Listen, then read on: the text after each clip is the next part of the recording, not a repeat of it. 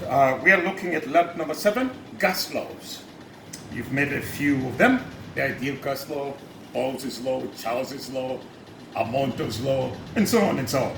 We are going to verify 2 of the gas laws, Boyle's law and Amonto's law.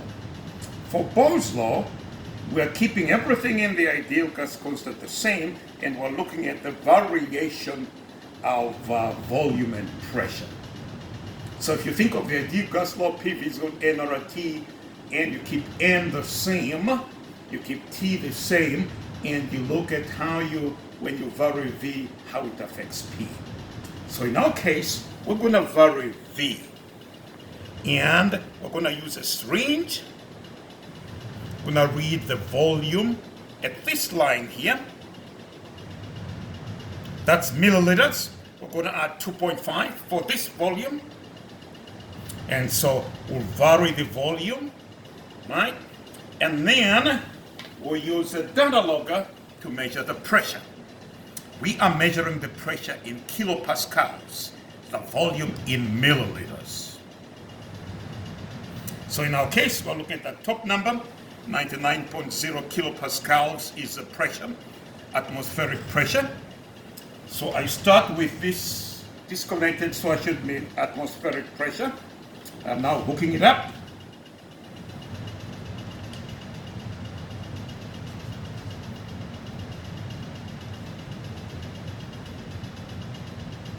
All right. So I'm going to vary the volume. That's the independent variable. That's the one I'm changing. And then we're going to see the effect on the dependent variable. So let's go. Volume, I'm at 30. 30 milliliters, pressure 99.1 or 99.2. I'm gonna go press 2, 25. Then you guys read the value, 117.5.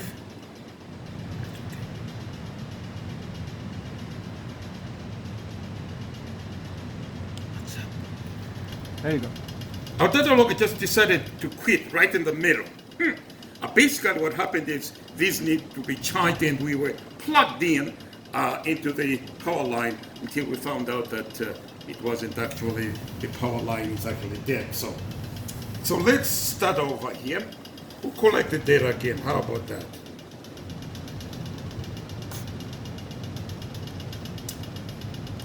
I apologize for that, but that's life, folks. So I'm at 30 milliliters, 99.2.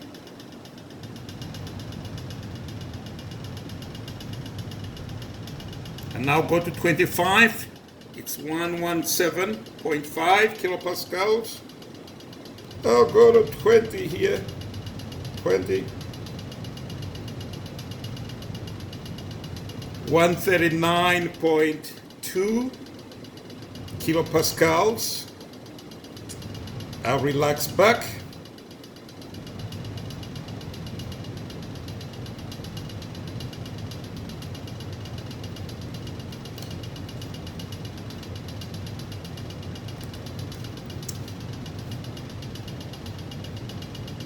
Relax back here to 30. Now I'm gonna go down.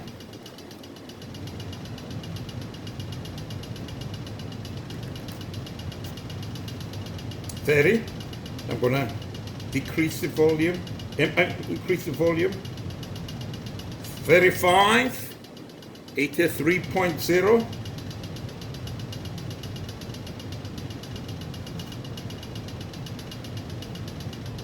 40, 72.1. How about one more?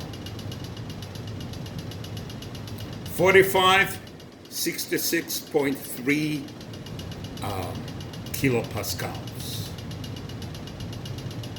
And so we have then a total of 6 or 7 data points. And looking at those, we can multiply the pressure times the volume and show that for each of the combinations of volume and pressure, P times V is equal to a number. P P times V is equal to a number, and then we look at these numbers, and then be able to say that within experimental error, they are a constant. So that's Boyle's law, really easy and straightforward to do. The next part is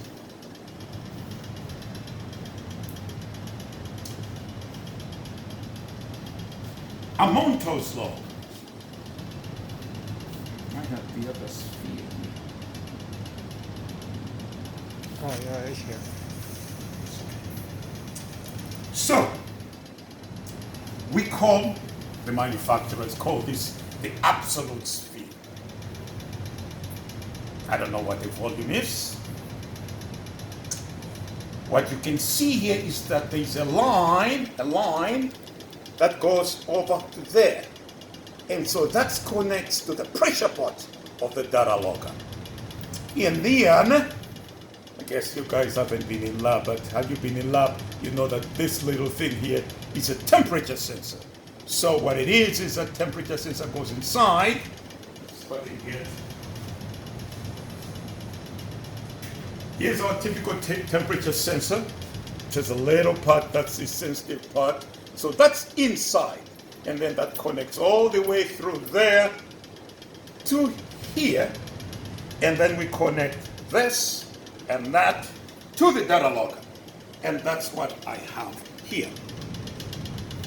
And so that's connected, pressure port, temperature port, all the line going up into the absolute sphere. I have this submerged in water. I have a heater stirrer here.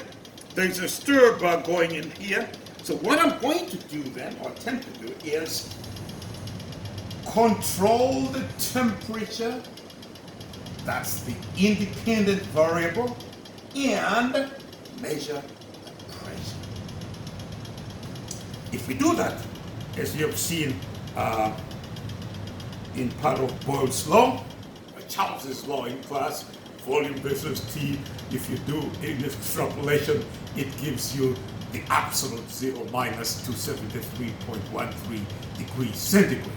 Now that's well and good to do it using a Charles's law, volume versus temperature, but experimentally it's quite difficult to do. It's so much easier to do Amonto's law, pressure versus, control the temperature and measure the pressure for a fixed number of moles of gas plus fixed volume. And at the end of that, we'll achieve the same thing, which is an estimation of what absolute zero should be. So do listen very carefully to the pre-lab video. Here we just want to cover the experimental details. So that's submerged in water, the sphere that is. This here,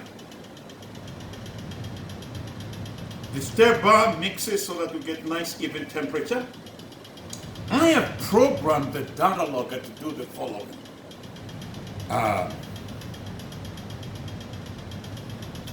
Measure P versus T, and since this is going to take a while, I have the measurements being taken every 30 seconds. So measurement at 0, measurement at 30, measurement at 60 seconds, and so on. The reason is it takes long for this amount of water to heat up. We don't want to over-collect data, that's not very useful. So, I turn on the heater, I turn on the stirrer,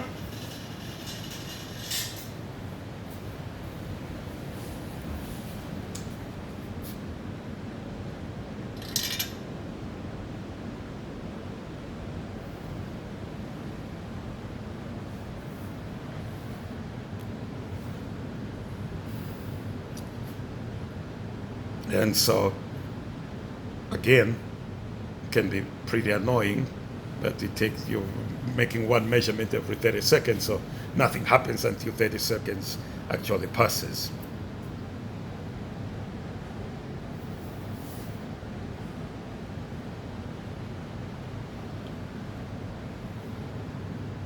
There we go. We collected our first data point.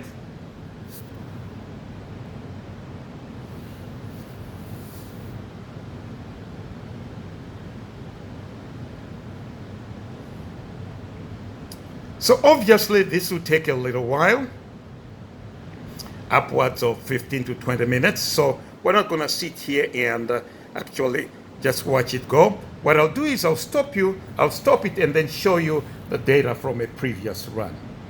Okay. Then I go here and I ask it to go to a previous run. It keeps the data in there. Here is what I had for a previous run.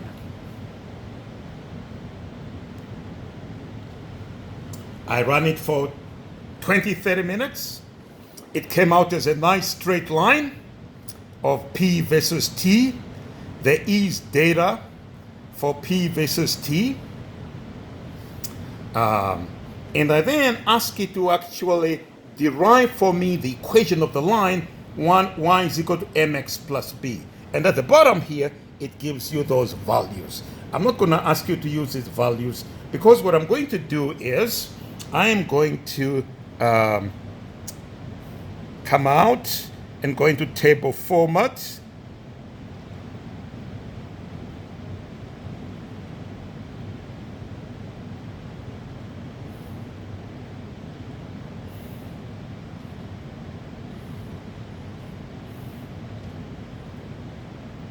This is the previous run where I collected a few data points. I can actually go back here and say, I want you to give me the data for run number 2.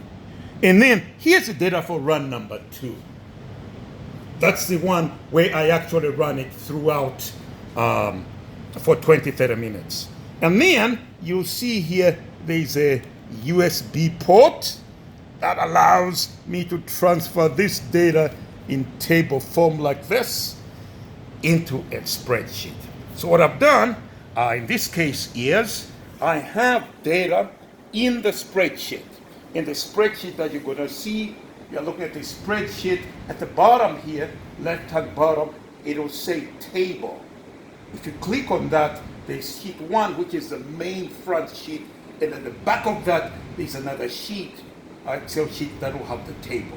It's that table that then you're going to take and actually plot the graphs, do the linear function, and do all these things that you need to do in Excel.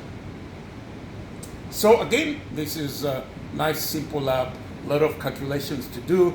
Make sure that you are doing the work, not sharing the work. It's okay to help each other, but don't get any things from elsewhere, especially for this lab. Just work within yourself, get the help that you need, and submit your work. Thank you. See you in lab number 8.